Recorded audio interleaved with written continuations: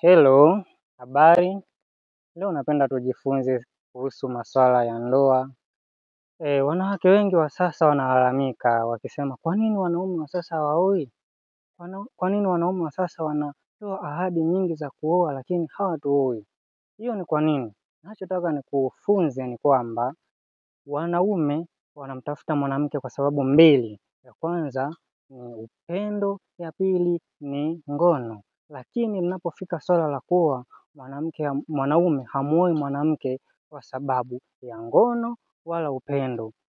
Mwanaume anaweza akampenda mwanamke kwa miaka mingi lakini asimuoe.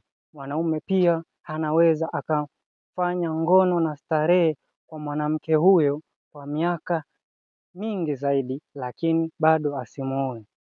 Lakini pindi tu anapopata utulivu ndani ya mwanamke fulani au mwanamke atakayempata huweza kumuoa. Ni kwa nini? Wanaume wengi linapofikiria swala la kuoa huwa wanakuwa na maono ya mbali zaidi. Hawafikirii kuhusu vitu vya ghali vitakavyogharimikia harusi hiyo, hawafikirii kuhusu starehe zitakazotumika huko. Kama wanawake wanavyofikiria magauni, wao wanafikiria, je, huyu mwanamke anaweza kunijengea nyumba? Na wanawake ni wapole, unapompatia yeye huzalisha.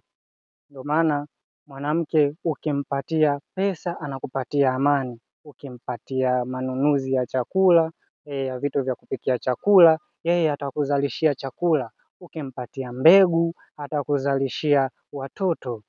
Hivyo na mwanamke ukimpatia kero, yeye atakuwa ndoto mbaya sana kwako. Na wanaume wengi hili tunalijua.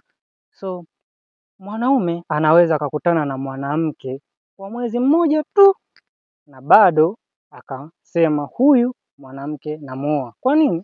Kwa sababu ya utulivu wanaoutafuta. Hivyo utagundua kwamba upendo ni hisia na ngono ni starehe, lakini heshima ni utulivu siku zote. Hilo ndo nalopenda niwajuze. Asanteni.